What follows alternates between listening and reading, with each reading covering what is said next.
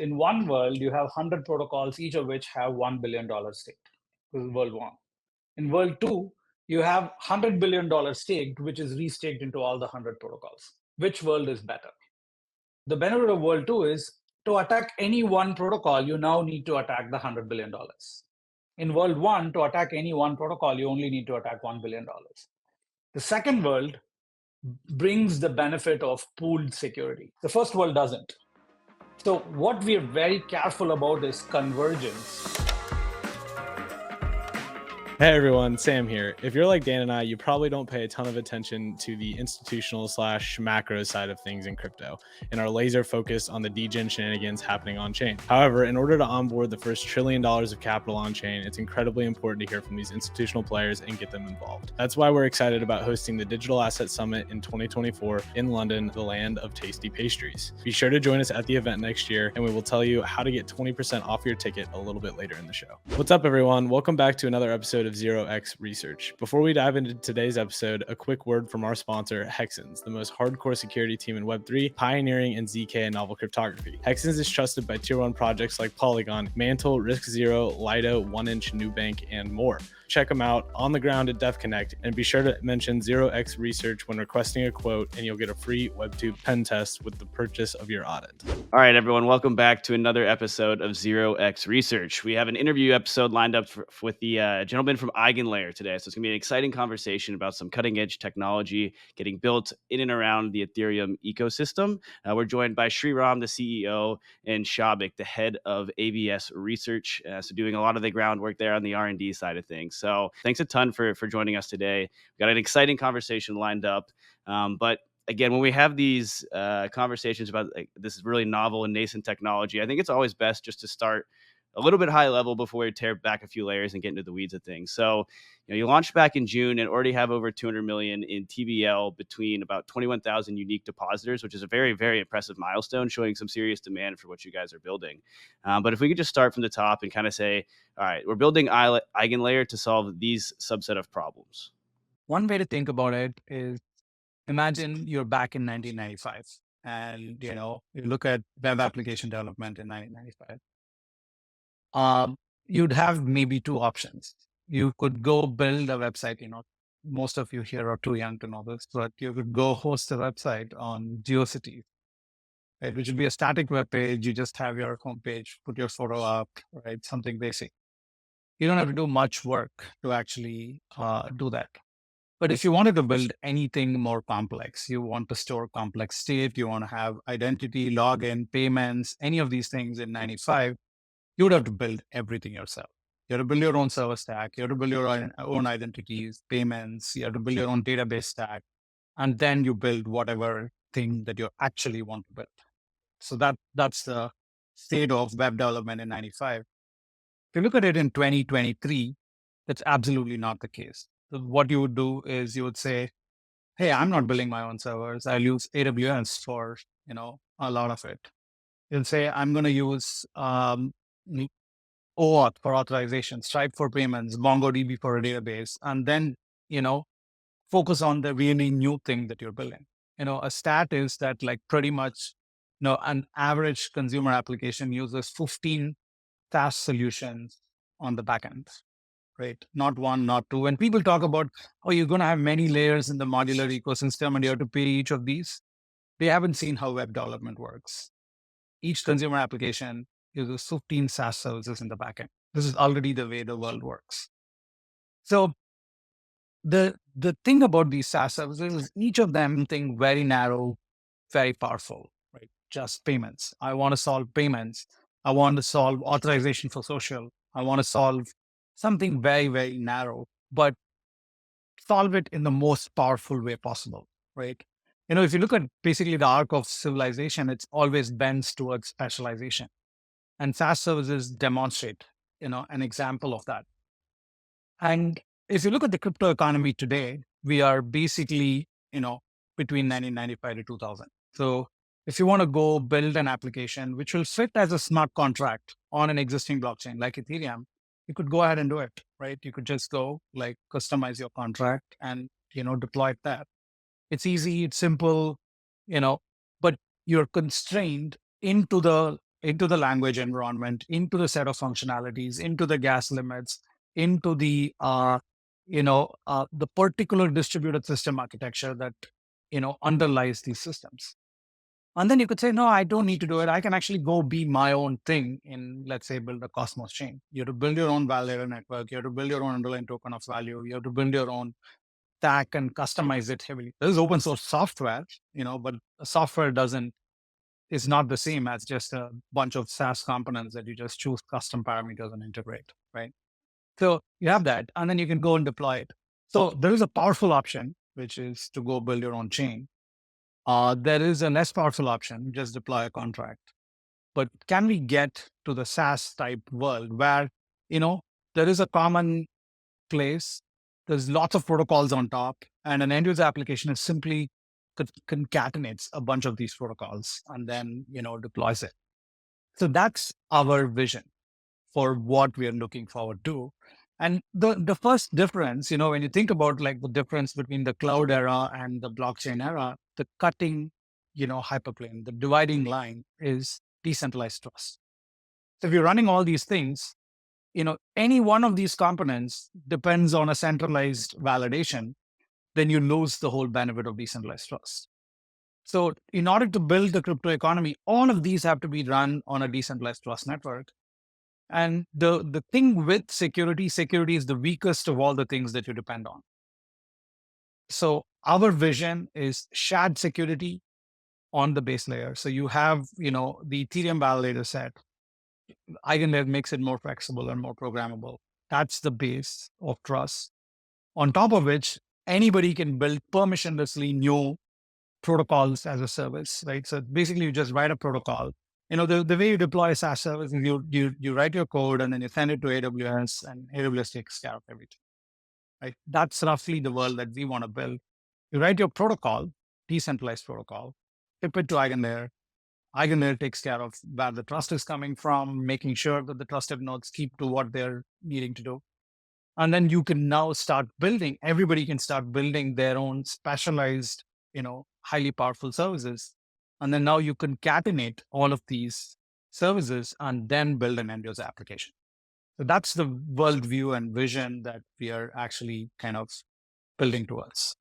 That's awesome. And so what you're powering this from a security standpoint is with staked ETH and restaked ETH. So I mentioned that 200 million ish in TVL.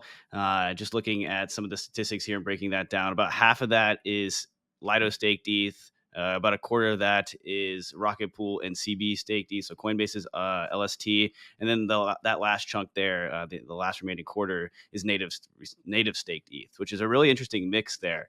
One question I have is, why only limit this to staked Ether? Because ultimately what this is really doing is just putting some like respected value at risk. It's sort of like, in some ways, it's kind of similar to a proof of stake chain. But why not open the door into a larger basket of assets? Maybe like a USDC, or if you wanted to remove some of that centralization, maybe like a DAI. Like, what is it just about the ETH that kind of makes you excited to build around that asset? I think the way we think about it is it's not so important whether it is ETH or USDC or something else, but it's important to build a category of asset on top of which, the same stake powers all the different services. I think that is very important. The convergence is very important.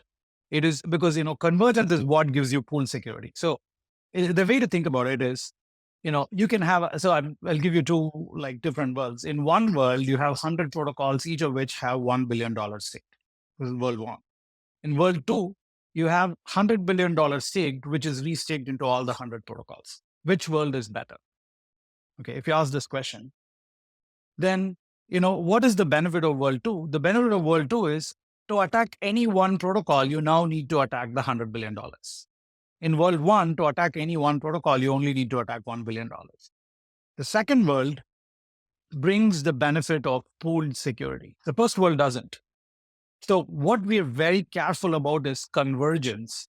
And, the natural place, because we're building on Ethereum, we're aligned with Ethereum values. The natural place to build this on is Ethereum, staking.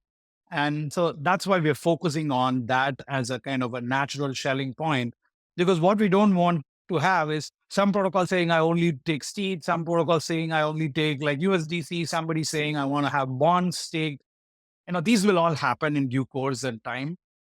But what we don't want to miss is that big chunk of stake, which is then shared security for all the different services. That is very important. So not so much, that's why I think, even the word restaking is a misnomer. It's really permissionless, programmable staking. That's what we're building. When you're staking, right, you're normally staking into a condition that the protocol kind of enshrines into the protocol. And what we did is just break that open and say it's programmable, and it's programmable permissionlessly. Anybody can come and program what the staking conditions are. And I think that is the core thing that we're building. So it's absolutely true that we could open it up to all kinds of assets. But it is basically this shared security versus dispersed security that we want to avoid. That's why we have the dual staking model, where if you're building a new service, you can rely on some portion of security coming from ETH and some portion of security coming from your own. But we do want to keep that portion of like shared security coming from a common pool. That's what like makes this really powerful. All right, everyone. I'm excited to tell you a little bit more about crypto's flagship institutional conference, the 2024 Digital Asset Summit in London. The UK's open regulatory environment has laid the groundwork for growing institutional adoption. DAS brings together over 600 institutions that manage a collective $800 billion in assets. So there's no better place to hear perspectives on digital assets than straight from the world's largest capital allocators. This year's speakers lineup is fantastic, and we're going to hear insights on macro trends, RWA adoption and utility, the fluid regulatory landscape, the evolution of stablecoins, and more. Between the all-star speakers and the relevant topics, DAS 2024 is a can't-miss event for anybody interested in the growth and maturation of our industry. Hit the link in the show notes to secure your tickets, and be sure to use the promo code 0x20 for 20% off. I look forward to seeing you all at DAS London in 2024. I had a sort of follow-up question to that concept of shared security, right? So today, EigenLayer has deposit caps for stake ETH, Rocket Pool ETH, CVETH, and sort of native stake ETH. I guess there's two questions there. First, will we ever reach a point where there are no deposit caps and individuals can deposit as much as they want? And the second question is, in that scenario, what if, for example, for some reason, there's some market dynamics where like 100% of the restaked ETH was only like Lido's staked ETH? Would you see that as something that is either problematic or requires intervention? Yeah. These are complex, dynamics that we cannot predict. So it's possible that something like that happens. And we have to steer the protocol. Ethereum is, as a protocol, I think EigenLayer is somewhat different from Ethereum. Right now, for example, Ethereum wants that, Lido should have a, good share, but not like more than a certain percentage. That's what Ethereum wants. But Ethereum has no tools at its disposal to actually like get that outcome. Whereas, I think EigenLayer, like the goal is to create a shared security mechanism for decentralized trust. So we will have over time mechanisms to shepherd this, in various ways, because there is going to be like a decentralized governance process which can actually exert judgment on these decisions. Because it is really, from our point of view, the EigenLayer governance over time, as it becomes more and more decentralized and involves various stakeholders, has to balance the different sides of the marketplace, right? So we have stakers on the one side, we have node operators on the other side, we have services on the other side. And all of these three, actually, you can even think of it as stakers, operators, and AVS, service creators. AVS is this idea of actively validated service, which is anybody can build a new protocol. You can even think of it as like protocol as a service, right? Just like the SaaS economy in the cloud. This is basically protocol as a service. You can take your protocol, throw it into EigenLayer, and EigenLayer makes sure that it's being run through the decentralized validation mechanism. But these three segments, stakers, operators, and AVSs are coordinating to offer a service to the consumer of these AVSs, right? Like imagine if the AVS is an Oracle, somebody's consuming the Oracle. Imagine if it is some other thing that is a different consumer. But the important thing is EigenLayer governance serves as place to coordinate between these different sites, right? So that is what the governance's goal is. And to maximize the long-term utility of this platform, the governance has to engage in complex, negotiation between these multiple sites. And that's the nature of the platform. And, in fact, we had already stated that this is the nature of our EigenLayer platform is whether, when somebody's building an AVS or a service, whether they treat all liquid staking tokens equally is up to the service. Right? That's an example of how we let that side express its preference. You could say, I only want 50% of the stake to come from stake. Somebody could say that, right? As if they're building a service, they have the power to express. Or somebody will say, I don't care. I just need capital. Capital is capital, right? But the point is, capital is only one side or one aspect of decentralized trust. Decentralization itself is another aspect of decentralized trust. And for a given service, I've given this example before, but I think it's a pertinent example. Imagine I'm doing secret sharing. I want to take a secret and then spread it into small portions that are held by different nodes. I want these nodes to be as independent as possible. It's not enough that they have staked a lot because, what if they all meet in a private room and disperse that secret to each other? I wouldn't know. And to make it as collusion resistant, actually having many distinct parties as possible who are normally not coordinating in any way is what brings us that property. And so somebody building an AVS might say, I want very, very decentralized nodes. And that's the right kind of thing that they should ask for it. So over time, the EigenLayer becomes a coordination mechanism for people to express these complex preferences and to actually, that creates a certain derivative for or certain pressure for certain amount of decentralization. And, and it depends whether people want decentralization or not. And if people are happy with their 30 nodes then or 100 nodes, or, maybe next year Lido becomes 1,000 nodes, and that's good enough. We don't know. These are all complex dynamics for the marketplace to figure itself out. What's up, everyone? As we explore today's blockchain landscape, let's take a moment to recognize Hexens, the premier cybersecurity provider in Web3. Hexens is trusted by tier 1 projects like Polygon, including a security review of the new Polygon zkEVM, Mantle, RiskZero, Lido, 1inch, Nubank, and more. Get a deep dive into your technology stack with the most comprehensive analysis in cybersecurity consulting. With over $55 billion secured, they cover everything from smart contracts to blockchain to Web2 pen tests. There has been nearly $7 billion of total value hacked in crypto's nascent history, so it's safe to say that your team has a lot on the line. Don't skip out, take your security seriously, and choose Hexens. Don't forget to mention 0x Research for a free Web2 pen test with your partnership, and you can reach out to Hexens at hexens.io or find them on the ground at DevConnect. Without further ado, let's get back to today's episode. So I want to dive into kind of some of the interesting research you guys have done around the AVS landscape. But before we do that, one of the things you mentioned was kind of the parties involved in this dynamic here. So you have operators, stakers, and the AVSs themselves. I think stakers are pretty straightforward, and then AVSs are these applications that are getting built on top of this technology. But can you expand a little bit on the role of the operator and what exactly that role entails, as well as who kind of plays that role? Yeah. I know you can think of, internally, we think of EigenLayer as the coordination engine, the coordination mechanism for open innovation. So the principle, the goal that we're optimizing is open innovation. We want people to be able to come and build complex things with very low barrier to entry. So innovate, because, innovation is, I think, one of the most prototypical non-zero sum games. It's the way in which, you take something that, that doesn't exist, it's not a resource, and then make it into a resource, like taking oil and making it into energy, taking, air and making it into spectrum, and so on.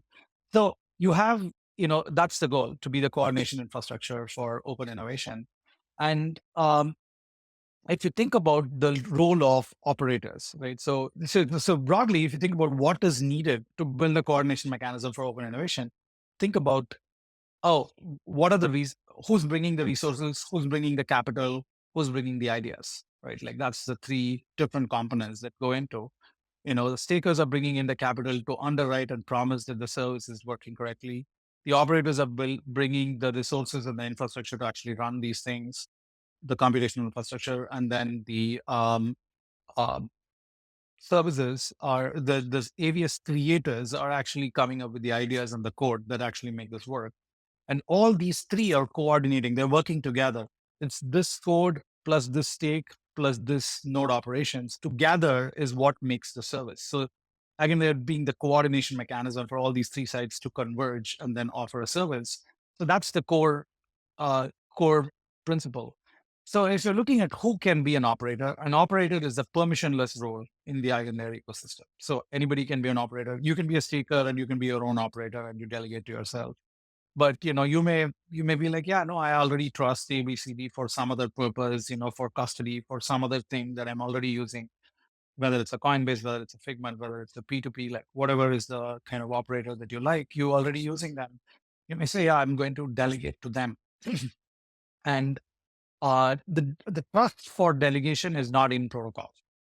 So there is no mechanism that says that this delegate's going to be nice to you or not nice to you or anything like that. It's like, you find like a service provider who is actually like trustworthy, and then you give them to actually run your services for you. So that's the delegation mechanism. Other people can build more complex coordination mechanisms on top, and we'll see some of them come up. For example, there is people building trusted execution environments on top of EigenLayer. So you can run inside a hardware enclave the software, particularly a software we call anti-slasher, which basically simulates what the slashing contract's going to do, and then tell you that, okay, if I sign this, I'm not going to get slashed. And this is run inside a trusted execution environment. That means that as a consumer, right, as a staker, I can actually trust a node operator without knowing who they are. So there are all these ways in which you can reduce the barrier of trust between stakers and operators. But this is a market mechanism. This is not in protocol for EigenLayer. So the role of an operator is a permissionless. Anybody can, volunteer to provide like nodes and run various services. And you could be your own node. You can delegate to somebody. Some AVSs, some services will have caps on how many nodes they want to participate because of, if you're running a secure multi-party protocol, like the communication complexity depends on how many nodes and so on. Some protocols may have no limits. It's kind of taking the like a middle road between like the Cosmos approach of like in protocol delegation to the Ethereum approach of like, I don't even know if you're delegating. I know you're delegating and I want to bring out, so surface information and optionality. That is the EigenLayer view, is you want to surface the information that these are different node operators. And then like as an AVS, you can decide, how to reward. For example, a service may say, I'm going to cap like a per operator reward to like 5%, 10%, whatever that is. So that already drives different kinds of behavior. So you can have very sophisticated market discovery for what kinds of things work, as opposed to enshrining these in protocol. Gotcha. Yeah, no, I think it's really interesting how like EigenLayer seems very simple, yet at the same time it's this very like complex like coordination game between various different stakeholders, right? And so one obvious question that I have to ask is that governance is a very important part of coordination. And so the question is, how will EigenLayer governance work? I think right now, at least for let's say dApps, we're very used to a one token, a one vote sort of governance model, and sort of what does a governance for EigenLayer look like? Whether that's now, 3 months later, 3 years later. We are in early stages, so I don't think we are in a position to dive deep into it. But it is something we want to give a lot of thought to, about how to bring these different parties together. What are the inputs we need from these different parties? How to make sure that it the um the coordination mechanism remains solid. So, but it is too early to do a deep dive. Hopefully I or somebody else can come back on and do a deeper dive on governance. But it's too early for us to talk about it. It's in R&D right now. Okay, that's fair, and yes, absolutely, we'd love to have you back on to kind of dive into things. It's just always a pleasure getting some of the latest and greatest with EigenLayer. But diving into the what can be built with this kind of side of things. So maybe Soubhik, if you can give us a rundown of some of the cool research you've been doing on the AVS side of things and what that landscape is looking like, as well as some of the potential things that are either ideas at this stage or actively getting built. Yeah, so one of the major category of services that people are trying to build is something called roll-up services. So basically, there are like various aspects of rollups which you want, like for which you can inherit security from Ethereum via EigenLayer. So, for example, if you want data availability, so we are building EigenDA in-house, which gives like hyperscale data availability while inheriting security from Ethereum at the same time. Then there is decentralized sequencing. For example, Espresso is actively building a decentralized sequencer by also having a dual staking model on top of EigenLayer. So that's one more. There are like certain other protocols, certain other teams who are building bridges on top of EigenLayer. For example, Lagrange, they are actively building the outbound bridging. So that's a very cool project, and like they are also trying to get consumers for that bridge. So this is the aspect of the AVS consumer side, the fourth aspect that remains hidden from most of the discussion, but that's another category of actor that people we need to care in general. And then there is something called fast finality layer. Basically, in Ethereum, right? If you want to get finality, you have to wait for 2 epochs on average. But can you get finality much faster? So with EigenLayer, you can get like an crypto economic security towards that kind of fast finality. And so this is like a roll-up services. There is also people are also building watcher networks. There's this team from Princeton called Witness Chain, who are building a watcher network for for generating challenges to optimistic rollup services if there is malicious execution and something is just one aspect, but there can be watcher networks for many other proposals, many other protocols. Then people are building kind of applied cryptography oriented applications like FHE or secret sharing that Sreeram was mentioning. So how to distribute shares across a decentralized set of actors, and while also trying to prevent collusion among them. Then there has been like a recent interest in trying to run AI inference engines on top of EigenLayer. So here you need to guarantee. So since it's a decentralized, like there are like a lot of actors who are running the inference engine, so you need to guarantee against program integrity. Like they're running the right model that you want. It's not like some other model they are running with some other parameters. So there is this program integrity you need. People are building projects around that. So that would be really cool. Like how AI and crypto can like the marriage between that AI and crypto. It will be really awesome. And hopefully in future people can extend it to federated training, not having like one entity do all the training and get all the models, but have data sets coming from different people, having a market model around data sets also. Because if you have data, you want to make money out of your data, right? You're supplying data to someone to train your model, so you want to make money out of that. So having like economics around that, figuring out, it will be really exciting also. Yeah, I love how there's a couple different categories that you're all working around, and the AI stuff is pretty interesting. I just saw like Kosh. We recently talked to Greg Asuri, and they're training a model obviously on Akash, so it's like a fully decentralized model being trained for the first time, which is super super exciting. So it'd be really exciting to kind of see how this pairing between crypto and AI really evolves. But one of the other interesting things you mentioned was what Espresso is doing with their the dual staking model. Can you like zoom in on that specific example and explain what the dual staking model looks like and why this is really beneficial for Espresso? So in their dual staking model, so they have a parallel consensus protocol going on. They call it Hotshot. So now in Hotshot, there can be two types of nodes. One is the native ETH staker nodes, and another could be their native token nodes.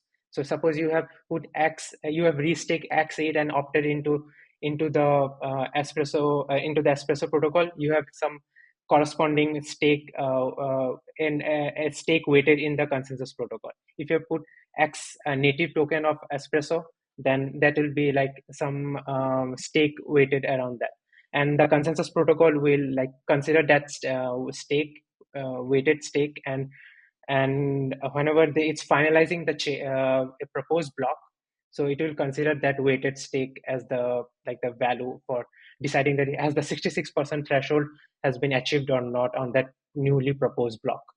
So this is the dual staking model at a like an architecture level. So what is the benefit they're getting? So if with getting by just having ETH restaking, there like you can get benefit around like if downward spiraling of tokens. So it's a protection against that. So you want to protect the. So there are two aspects. There is a protocol, there is a token, right? The native token of the protocol. So you want to say make the protocol safe. So you can use the ETH to make the protocol safe. And there's the token aspect of the protocol, which like by using it as part of the dual staking, you can like bring additional utility to that token. So both the benefits are there. Well, following up very quickly on that dual token staking model, right? Sometimes it feels to me that value accrual in crypto is a zero sum game. For example, Espresso only used free stake deep, then all of like the sequencer profits would go to, for example, Espresso. And for example, if there was $10 million of sequencer profits between like the shared sequencer that connects to, for example, Arbitrum Optimism, then perhaps like only 5 million can go to Arbitrum, 5 million can go to like whatever token Espresso chooses to use. How do you guys think about this sort of like value accrual problem with EigenLayer or in like a generic like dual token staking model? So when you have a dual token, usually the native token is what is performing the governance on these systems, right? And you can ask, what are the benefits of the first point is because that is the token of governance. You can see that over time, if there is no benefit in using dual staking, one can steer towards more and more towards a single staking model, right?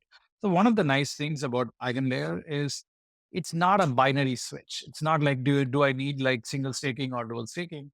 It's about like how much dual staking do I need, and you can say, yeah, I'm only giving 5% of my fees to like each staking. It depends on what you're getting from it. Okay, so that's the first point. So because the governance token is the one that's going to have control over like how much fees is going to flow between these two quorums, really the value accrual is, if you look at the long-term horizon, the value accrual is fundamentally towards the governance token. It is not towards any other system. So other systems are there only to the extent that it adds value to them, right? To whether EigenLayer or something else, they're only to the extent that it adds value. And that's, I think, like the correct principle for building like open marketplaces is that to the extent that they provide value, they should be using it. To the extent that they don't provide value, they should not be using it. And the thing with the dual quorum model is, and then you can come to the question of why should somebody continue to use dual token model in the long run versus just use it as a bootstrapping mechanism. So firstly, there's value in it as a bootstrapping mechanism, right? So, you want to get, more economic security than you can afford by yourself. But there are also other reasons to keep the dual staking model. The eventually, for example, imagine that there's a whole bunch of services that, a given application uses, and all of them have one side of the security coming from each staking, and the same large like token stakers, right, restaking into all of these things. Then that to compromise that service, to compromise that particular application, you have to compromise that quorum that's needed. So you are actually, this becomes a crucial trust assumption that to compromise any of these to compromise this application, I have to compromise this large ETH token quorum, not any of these separate token quorums, because just doing that is not sufficient to compromise the system. So you have this shared security benefit. So over time, if this shared security benefit is not adding up to what it is, say, yeah, I don't need this shared security. I just go my own way. Totally, that's acceptable. And so fundamentally, I think if you look at the value of the future kind of value of the token, which is due to the future cash flows or profits or whatever, the mechanism, I think it doesn't fundamentally change. EigenLayer is just optionality to increase it and to also protect it against potential death spirals. So one of the death spiral of like, endogenous staking is as your stake goes down in value and the economic security goes down, people consuming your service may want to disconnect because, if economic security is what they were relying on in the first place, now it has less economic security, so less ability to support new applications. And as applications disintegrate out of the kind of service, you actually have a kind of positive feedback cycle in the negative direction, right? So you basically kind of can collapse. Whereas with restaking, you have like one side which is provided by each staking. And, even if your token goes down in value, you still have each value. And as long as you're able to pay enough to compensate for the opportunity cost of that capital, people are not, whereas in the native token quorum, people are holding your token and getting exposure to the downward price movement. Whereas in this one, they just need to be paid for the opportunity cost of like restaking into your service. And so I think it is a protection against debt spirals that may occur in protocols. It's a protection. You get the benefit of shared security if one quorum is common across all the different services. You get all these benefits over time. If those benefits are not significant, you may start getting composability benefits, right? So because all of these are in common trust zone, an application will be much more interested to integrate because it's a common trust assumption to integrate with all these services. So, these are the benefits that you get by sticking to EigenLayer in the long run, if it takes off, right? So that's the answer.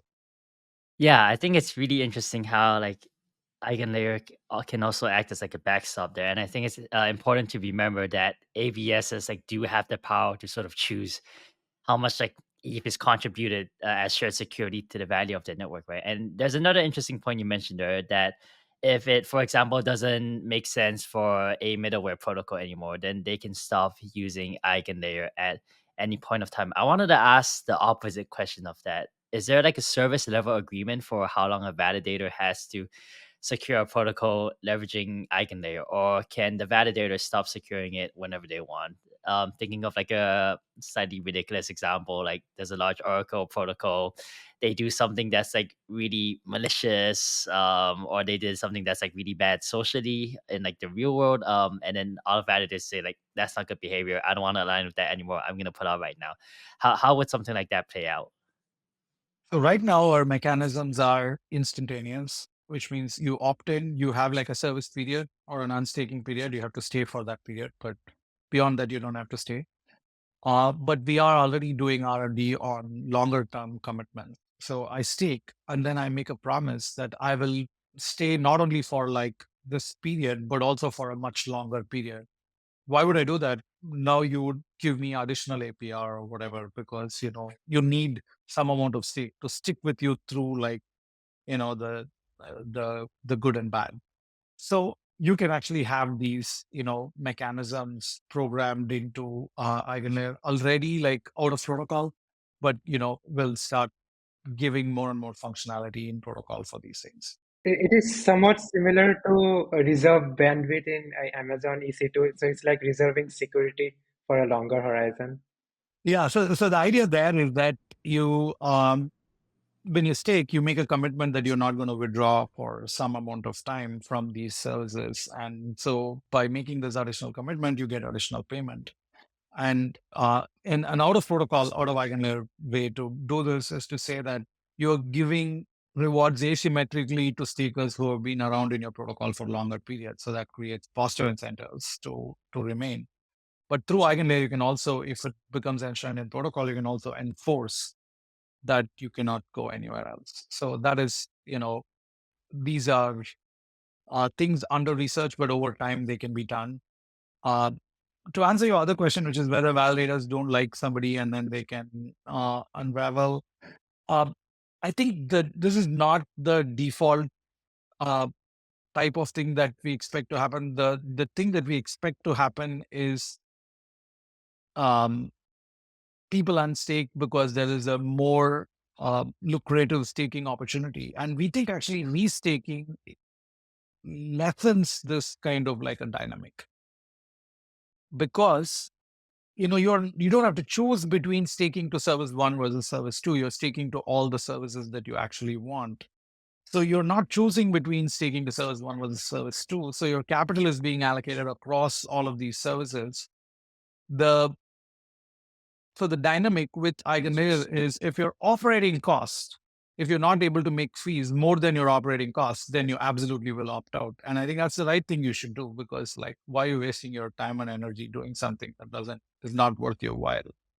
And so, but that is a very different level of when you will opt out than if it's just like a race between, hey, I have like 32 ETH staked.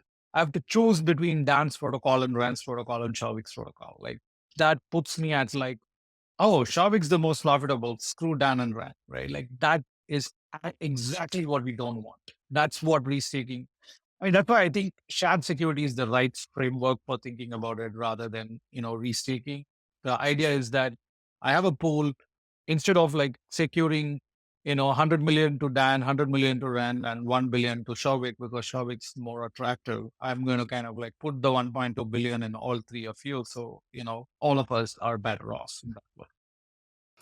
Could you just elaborate a little bit more on like exactly how that mechanism works? Because like I don't think I'm following how one deposit equals I'm securing as like a pool versus an individual operator or an individual ABS, I would say. Yeah. So, imagine there's like simple numbers like 10 billion and 10 billion is, and there are 10 protocols. Right? There are two different models one can imagine, and there are 10 protocols. Each protocol gets allocated its own like sub pool. Says, oh, this 1 billion securing that protocol, that 1 billion securing this protocol, and so on. And, they have no like relationship with each other. This is one model of the world, right? In this world, to attack any one protocol, I need to acquire a capital of, half of 1 billion and then go and make a profit more than the half of 1 billion because I'm going to get slashed for that half of 1 billion. Right. But in the pooled world, what happens is I have $10 billion stake, then every staker is restaking into every service. That's what it means by shared security is every staker is restaking into every service. This is not a default or a requirement in EigenLayer, but if this happens, this could happen because people want to, participate in many services. And if computational bottleneck is not limiting them, they will restake into many services. So if they restake into many services, what's happening is that every staker is restaking into every service. So if an attack happens on service 1 or service 2 or any one service, I'm going to be able to slash that service will be able to slash, all the violators, which could be more than $5 billion. So that is what I mean by pooled security is to attack any one thing, you have to attack the collective. So this is stronger together, right? It's exactly like, how nations kind of like cities come together into a nation and like the nation is stronger together because you have to now attack our army for the entire nation rather than my own like city's army, right? Thing that happens with this kind of pooled security is you're missing out on attributability. Let's go to the previous example. Let's say Dan had like $100 million stake, Ren has $100 million of stakes, and Soubhik has like $1 billion stake. Now I create a pool, and this pool has 1.2 billion. It seems like it's a good deal for Dan and Ren, but somewhat worse deal for Soubhik because he had 1 billion separately. Now he has 1.2 billion shared between these three individuals, right? The thing is, in version 1 of our protocol, we have no attributability. Like Ethereum has no attributability. No blockchain today has any attributability. That, for example, in Ethereum, if there's a double spend in Ethereum and Uniswap got asymmetrically attacked, or only Uniswap got attacked, or only Coinbase got attacked, doesn't matter. Some party got attacked. Now the slashed funds are just like burnt indiscriminately. It's not compensated to Coinbase or to Uniswap specifically. So there is no attributability. And that's how EigenLayer V1 is. EigenLayer V1 is, it doesn't matter who triggers slashing, the condition is verified. And if that condition is correct, all the stakers' funds are burnt, right? So it's basically like indiscriminate. It's just like, it harms the attacker, but there's no specific like redistribution to like Dan's protocol or Ren's protocol or Souvik's protocol. So it is kind of smudged into a pool. In V2, we have like upcoming mechanisms which actually solve this problem, where what you say is you have a pool of $1.2 billion stake, But Dan buys in. So the slash funds are not like just burned. Maybe some portion is burned, but some portion is redistributed. And how it's redistributed is based on slashing priority that Dan bought and Ren bought and Soubhik bought. Maybe Dan bought a slashing priority for 100 million. Ren bought it for 100 million, and then Soubhik bought it for 1 billion. And the total slashing priority sold is less than the total amount at stake. So essentially, you can get the benefit of attributable security. You have your 100 million to slash, and Ren has his 100 million to slash, and Soubhik has his 1 billion. But to attack any one protocol, I still need to attack the collective. So you can get the benefit of pool security and the benefit of attributable security all in one. So we think this is simply like superior to anything out there. So this is actually the right way to build shared securities. I appreciate that. That makes a ton of sense now. And is it opt-in for the stakers saying, okay, Soubhik has this great protocol, this great AVS. I'm interested in actually helping secure that with my stake, but Ren, it's a shitty protocol. I want nothing to do with it. So can I opt in as a staker? So the staker has opt-in to which subset of services they are securing, but then how to allocate the insurance or slashing priority is not up to them. Because, your commitment is you're a staker, you're opting in. If you do something bad, your money will be taken away. That's your commitment to the protocol. It's up to the protocol to figure out how to take all this money, allocate insurance to different parties. So that's up to the protocol, not to you. So on the topic of slashing, I had one question. There's a few ideas of AVSs out there. One of them is the fast finality chain, where you get it settles optimistically on Ethereum, and it verifies it through zk proofs and arrives at consensus within seconds. And another thing that's enabled sort of through Ethereum inclusion trust is single slot finality, and both of these things are sort of within a block things, for lack of a better term, on Ethereum mainnet. So my question was, when someone is slashed on EigenLayer, how long does it take for Ethereum to know that has happened? And for these AVSs, which require what I would kind of define as low latency within a block, confirmation of security, so to say, is that a potential problem if the slashing if the slashing event takes a long time to be transmitted to the base layer? The slashing, all the AVSs in EigenLayer, they're kind of optimistic in nature. So whenever a task is done, so there is a challenge window, and within that challenge window, anyone can raise put a submit a proof that something malicious has happened. And if that is passed, then the particular operator gets slashed. So the moment the challenge window, the moment someone has put up a successful challenge, that moment itself, this slashing, that slashing gets finalized. So that's the basic model. But we have something like veto committee, which vetoes the slashing, which introduce certain other delay that veto committee has to check. Is this slashing request being is the challenge the slashing that is being requested, is it correct or not, based on if there is software bug or something, maybe that's the reason, that's why something like slashable event has happened. So this is the additional delay. So this additional delay that we are introducing, we'll keep it as at a level which is acceptable to most of the to the stakers, because at the end of the day, this veto committee is acting as a safety net, right, for their protection against some kind of software bugs or something like that. So in a manner of speaking, you can say that it's instantaneous. The slashing is instantaneous the moment when the successful challenge is done, but we introduce a small delay, which would be acceptable in return for the safety net, I guess. I have a quick follow-up question to that.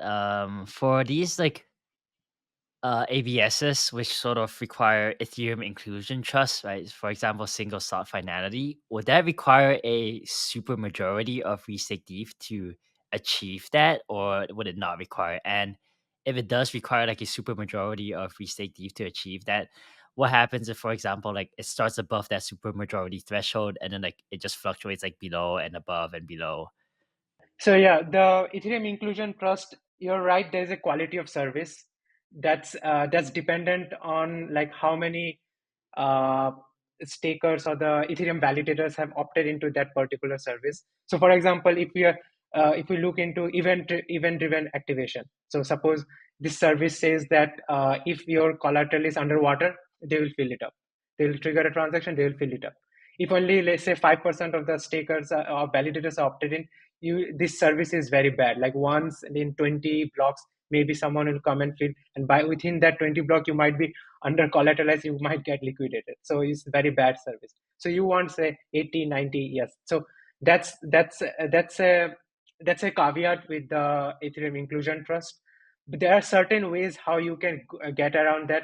Like for example, you can have this you can have the dApps execute transactions only if they are signed by a pool of economic trust stakers outside the Ethereum. So there's a service who says that, oh, if this transaction, we have attested to this transaction, and only then the dApps execute. Now, who are these people who are running this, like attesting to that transaction? They could be the EigenLayer of validators, and they could have economic trust that that I'm putting my stake to attest to this transaction after doing some due diligence or some check. And so that's a way to get around the problem of the problem of high opt-in is required in the Ethereum Inclusion Trust. So that's one way. Yeah. So you mentioned like it seems like there's a lot of like inherent network effects in terms of the number of validators for these Ethereum Inclusion Trust AVSs, right? And I know there's other research reports that you guys have written out, for example, like MEV Boost Plus, which is the whole idea of like partial block auctions, and MEV Boost Plus Plus, eliminating the trust assumption of the relay. And at that point, it kind of seems like there's a lot of these AVSs which would benefit greatly from a large amount of staked ETH that's currently staked at the base protocol layer being restaked ETH. So the obvious question that I think is also a hot topic right now is enshrinement of EigenLayer, right? At that point, how do you guys think about enshrinement layer given all of these like sort of Ethereum inclusion trusts? And what does enshrinement of EigenLayer mean to all of these stakeholders, right? Whether that's the current people that have opted into EigenLayer, the people that have staked their LSTs into EigenLayer, or for example, even investors. To understand what the implications are to the various stakeholders, first we need to know like what are we talking about by when we mean enshrinement? What does it mean? What things can theoretically get enshrined? What things cannot get enshrined? There's a lot of like nuance to this. The starting point of this is to understand that the so first, like, why would we want to do enshrinement? I think maybe that's a good starting point. Is if there are certain things that you can do if things are in protocol that you simply cannot do if they're out of protocol, that's a kind of a good reason to think about enshrinement. One example of where that is the case is this notion of Ethereum inclusion. Is if you want to like include transactions into a block and you want to make a promise with EigenLayer, you can only get that to be crypto economic. Right. The idea being that, you will lose your ETH if that inclusion condition is not valid. Whereas if you make it in protocol into Ethereum itself, then it's possible that other people can verify that you've satisfied the conditions that you need to satisfy. So that gives a higher bar of trust than what, out of protocol can give. So yes, so there are some situations where, and so enshrining makes sense when you get more powers by being like default part of the protocol versus not a default part of the protocol. And this is an example, Ethereum like inclusion guarantees. If you just take this, and this would be like amazing over time to figure out, how to enshrine some of those into Ethereum. There's a lot of complexity in this. For example, how do you specify an inclusion condition? How do you meter whether the gas for whether all the inclusion conditions have been satisfied? Because you move from one of the reasons Ethereum has like this user driven model is you only pay fees for what is actually being used. But if you're inclusion conditions which are theoretical, which means you have to check them, like whether a limit order has been paid every time. Who pays gas for it? What is the gas model? How do we make sure that Ethereum has enough like bandwidth and cost to actually, to check all these conditions on a persistent basis? There is a lot of complexity in these things, and what's the language and semantics in which it's done. So one, it's theoretically possible to envision in like a 5 to 10 year period that you can actually create like complex ZK proofs that you've satisfied all the conditions that need to exist. But ZK proofs cannot be done for things that are not provable. Like for example, I have to include any transaction sent by Dan in the mempool. Let's say that's the inclusion condition. Like how do you know the transaction is in the mempool or not? So I think this is such a complex thing. Even we're just focusing on Ethereum inclusion trust. Like there is a complex topography of ideas and conditions under which these things work. So I think the right mechanism is these things get tested in out of protocol. And then, when things are working well, but you can add a lot of power by making it in protocol, that's in fact what we do envision is even for Ethereum inclusion trust, we'll find narrow use cases which are really powerful but are not like complex, and those get enshrined rather than some very general purpose thing which we don't know how to meter, how to cost, how to make sure that the complexity is contained, how to make sure that programming errors. Like here is one thing we can do out of protocol which is very difficult to do in protocol, is like a slashing veto committee. Right? It's a subjective committee, like we starting with small group, but we could expand the group size overnight. But the problem is if you want to make it in protocol and anybody can opt into all these like complex inclusion conditions, and imagine they opted into something crazy and then like everybody's stake blows up, that's going to be a disaster, right? Or Ethereum star, liveness is affected because you're checking for some inclusion condition, but the inclusion condition creates a deadlock.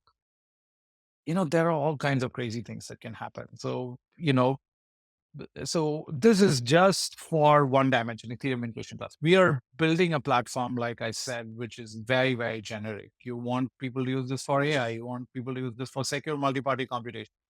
You want people to use this for all these crazy things.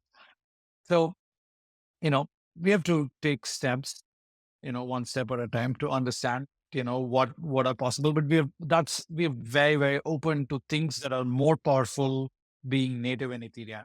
And this is it fits with like Vitalik and EF's thesis of minimum viable enshrinement, right? You don't want to go so complex that you're going to enshrine everything. You're going to go choose a point where it is you enshrine the things that if they're in protocol, they're so much more powerful than if they're out of protocol. So that is really the kind of thing that we envision will happen over. But the reason we are not so worried, you mentioned various categories of people that what happens to stakers, what happens to operators, what happens to services, what happens to us, our investors or something. We're not so much worried about the last thing because we invented this category. We are building lots of use cases that will consume shared security in a way that simply, other people may not understand how to use. So we'll have things to do. And our vision is positive sum games. The better the coordination mechanisms, the better the innovation that we can build. The sum total of what we're building as a society, as a community expands. And that's what we care about the most. So, happy to see like any aspects of our protocol become part of it here. Okay, that makes sense. Yeah, on the idea of enshrinement, it was always like tough for me to understand, just because of that exact point of like, this at the end of the day, it has to be a business and it has investors. But if you're focusing on kind of like the AVS landscape and saying, hey, like nobody's better qualified to build the best things than the people who have built the underlying layer, that makes a ton of sense to me as well. And so maybe just as a working towards the close here, it's kind of we're coming up on an hour. When can we expect to see some of these AVS protocols go live? I know you have an interesting relationship with Mantle, the L2 launching on Ethereum, that's going to use EigenDA. So just wanted to get your take around that of like when we can expect to see some of these really exciting AVSs hit the market. Yeah. Right now, we are, on the mainnet, there's only staking, right? There's no delegation, node operation, or services. So we are working towards a testnet sometime this quarter, which would be which would basically be a public testnet where we have, all the sides of EigenLayer and EigenDA running. So that would be a major milestone on the public testnet. And then, a few months after, that'll hit the mainnet. So that brings in like AVSs, node operators, EigenDA, everything together, this whole complex marketplace. So we're working hard on getting that ready. But that's the roadmap is, this quarter we'll get the public testnet, and Q1, Q1 to Q2 we should mainnet. Fantastic. I know that's everyone's least favorite question, so I appreciate you tolerating it. But Sreeram and Soubhik, this was an awesome conversation. I really appreciate the both of you coming on to jam on all things EigenLayer. And like you mentioned earlier, we'd love to have you back on when the governance gets a bit more closer to being live, and we can really jam on the inner workings of the design. So maybe Sreeram, I can leave it to you to kind of leave the audience of where they can find more about EigenLayer or point to some of the exciting research your team is building. Yeah, the best place to discover what's going on is please follow our Twitter handle at EigenLayer. What